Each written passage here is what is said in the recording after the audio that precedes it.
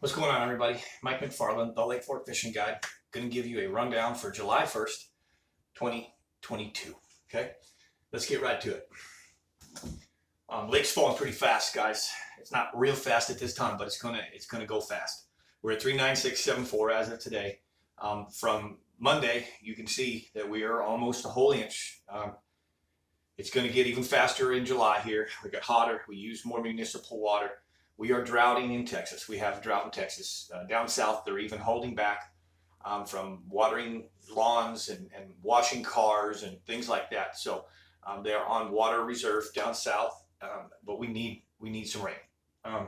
Lake temperature is 84, 86 to 87 parameter. Kind of cool, trended this week. It's going to come right back next week. Water clarity 0 to 1. Depends on where you are at.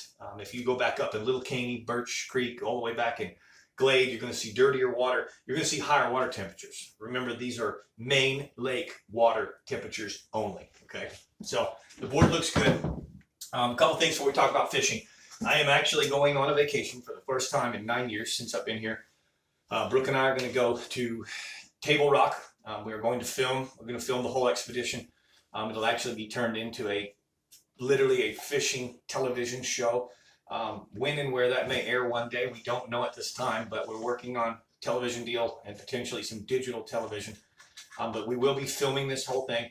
We probably give you some blurbs, bits and pieces of it on YouTube when we get back. As I promised publicly, I would start doing some more things besides just a Lake Fork fishing report. But I'm really excited about that. July 7th is my birthday. I was supposed to be born on July 4th. And I was born just 3 days too late. I wanted to be a 4th of July All-American boy, but July 7th will work. And so it's going to be a combination little vacation birthday present for me to go somewhere new. And Table Rock is the destination. So I'm excited about that. With that being said, I want you to remember that next week I will not have a first of the week rundown. It won't come until later in the week. I won't be on Fork to be able to give you the rundown. Little thing in the air there, I apologize. But anyways, that being said, Lake Fork's fishing very well. Right now, there's two things that I really want to talk about. Number one is the fishing on Lake Fork, and then number two, some Lake Fork etiquette. The first thing, fishing. Early morning, you can find some topwater bites. You can find them on the shell reef points, the real shallow points that still have some wood, timber, root systems, shallow shell. It's short and sweet, and it's more of the walking baits. Popping baits are catching a few fish down south. If you can find the random offshore schooling fish, they'll come up for 30 seconds and then back down. They're kind of along the wall of the dam. They're down on those points in the deeper water down south, out on the reefs there as well. But it's really random. So the topwater bite's there, but it's not. Okay, that's a hit and miss on a daily basis. The main bite is big worms and jigs. And I really want you to understand that falling water points them out. And when I say that, I say it throughout the year. Rising water rises fish, falling water points them out. Right now, I don't mean the points that you can see, the dry points. I mean the underwater points. If you don't understand what I mean, then you need to learn how to read a navionics topography or navionics contours on your sonar or the Lake Masters and Humminbird. You need to learn how to highlight those because they'll show you a lot of underwater points, little tiny ridges. You may have a flat area that's flat, and like my knuckles, it has a little ridge, and it makes a point underwater. Those fish are holding on a lot of those points underwater. I'll give you a real prime example. The pump station area, where Dallas pumps water, on the west side of Lake Fork, where the power lines meets the shore, there's a big, huge building, that pump station building. Out in front of that, there are 7 underwater submerged points. Most of them are very deep, 16, 18, 22 feet of water. They hold standing timber. They hold a lot of shell. They hold good, cool, deep water near them. They have current from the east, current from the south, and current from the north winds. And they're great places right now to be fishing. So that being said, big worms, big jigs, Carolina rigs with creature baits in those areas to catch you some fish. And that's really the gist of the fishing report. Water temperatures are good. July should be great. This 4th of July weekend is probably going to be insane with people. You might even see some recreational people out there this weekend. So with that being said, we're going to roll into the second thing I want to discuss. And I want to be real careful here. I'm going to include myself in this, let's call it a rant. But Lake Fork has a tradition of drama. Publicly, you already know that. It seems like it never ends. From week to week, there's something going on Lake Fork, and everybody has to ram their freaking mouths about it. I've been there. I've been a part of it.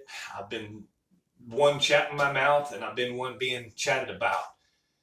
It just really needs to stop.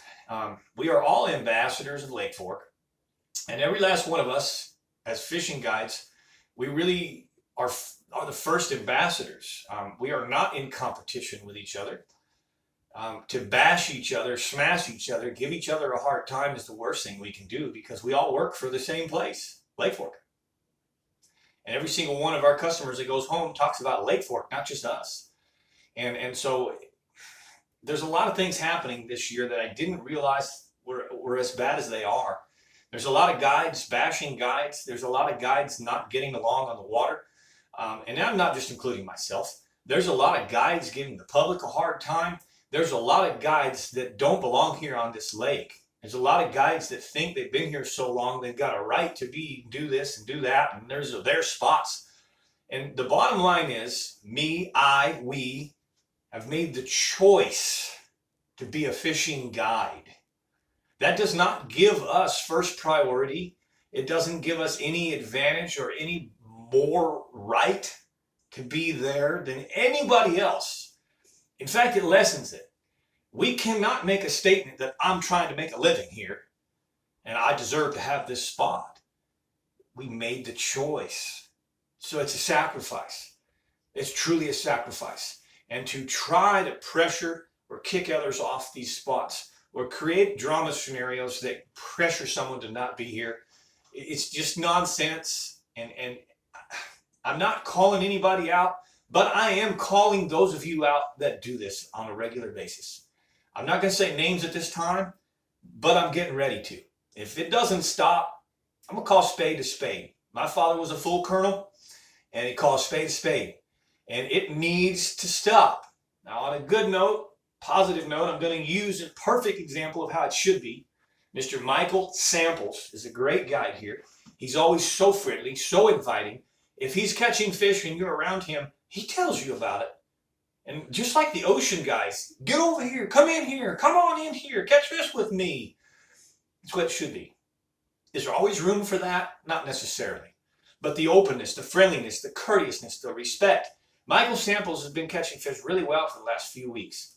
And it went on Facebook that he invited Mr. Brooks Rogers in to come into some water that Michael's really catching some fish on. Brooks was not catching fish. And man, Brooks is a stud guide here. Been guiding for 35 years or more, I think a long time. And Brooks really has a lot of respect and wasn't at first going to go in there. And after a little while, Brooks decided, hey, Mike said a few times, come on in. He went on in, and his client caught the biggest fish, 12-pound plus bass that Brooks ever had a client put in the boat since he guided here. They had some sevens. This is camaraderie. This is friendship. There's a lot of guys on this lake that will do that for their buddies, but they won't do it for the other guys. In fact, they're real mean. They're real harsh. You even come in their area, and man, you have really created a scene. And they create a scene. And it's ridiculous. It's just truly, truly ridiculous. I had someone the other day blow up on me. If I was his buddy, he would have been like, hey, Mike, what's going on, man? Come on in here with me. Instead, I got within 100 yards of him and just boom. I shouldn't be in the area. I know better. No, it's a public lake, man. There are no laws. Respect goes both ways. And the bottom line is we're ambassadors, and we should be respecting each other, whether we like each other or not, because this lake is about the customers and the public that comes here from other states. This is what sustains our marinas. This is what sustains our jobs here. And if the reason I'm saying this isn't because I'm upset, isn't because I want to start in fire, isn't because I want to get people jabbing again, it's because I'm concerned. We're ruining Lake Fork. We're ruining it. And the more that we continue to keep these stupid things over my spots and your spots, and these are my fish, and I'm a guide, I got to make a living here, you shouldn't be here. And the more that we keep doing this, the less and less and less people are going to want to come here. And that's the facts of it. I came from the West Coast. I got a lot of friends on the West Coast who are always calling me saying, what the heck, McFarland? What is going on over there? You guys, not just me, not my name. Sometimes it's my name. But you guys, the Lake Fork drama is the talk of the West Coast, they laugh at us. We are always in the limelight of bullshit. And that's our own fault. So this is a call out now to those guys out there. You know who you are. If you watch my public rundown, don't like it, then you shouldn't be watching my public rundown. Quit watching me. But this is to those out there that care. Reach out to somebody. This weekend, the 4th of July, be kind to somebody. Just because they come in your area, you don't have to scream, yell, kick them out. Invite them in. You might be surprised. God said to break our bread and share. We all might be surprised that if we actually were more kind, things might get along and the groove of life might be a little better, and we might actually even do better than being so fearful of someone else coming and taking away from us and hoarding, and we're not doing very good in the first place. I'm a smart person, and usually that's what the case is. My dad's always taught me the problem isn't the problem. And when a guy gets on you because you come in his area and screaming and yelling, you shouldn't be in this area, it's probably because he's not doing that well. If he had plenty of fish and was catching them everywhere, he wouldn't care. So Lake Fork's fishing kind of small, it's low. The drama peak is kind of at its peak, the peak of where it's ever been. And I'm not calling you out, I'm challenging you. I'm challenging you and myself to be better guides, to be better ambassadors of the name Lake Fork. Be kind, share your spots, give them up, help someone else who is not catching fish. Quit keeping secrets. Quit thinking you're the only one that belongs there. Quit thinking that you and I and all the other guys are in competition. We're not.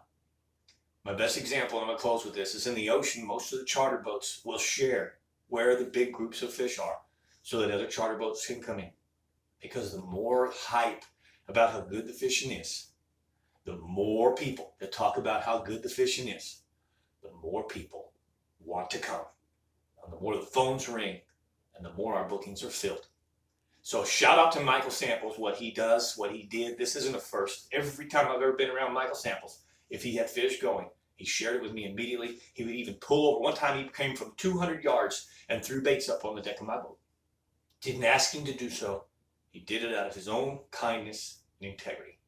Big shout out to him. Big shout out to Brooks Rogers for actually making the post and giving Mike the credit and not being arrogant. You know, Brooks could have just kept his mouth shut, saw what was happening, and snuck in there a little later and then gone and claimed to fame that, hey, I caught these fish myself. No, Brooks was humble and got on and thanked Mike. And man, that's the way. That's the way I want to see Lake Fork. All right, so that's the end of that. Appreciate you. I know this will start some talk. I hope it's good talk. For those of you that it's not, quit watching me.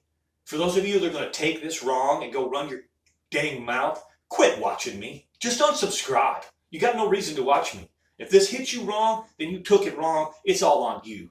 Quit watching me and unsubscribe. Those of you that do like it, give me the thumbs up. Give me the thumbs down if you don't. I really don't care. Comment below. Hope you have a great 4th of July. Be safe. Be kind to your neighbor. I'm Mike McFarland, the Lake Fork Fishing Guide.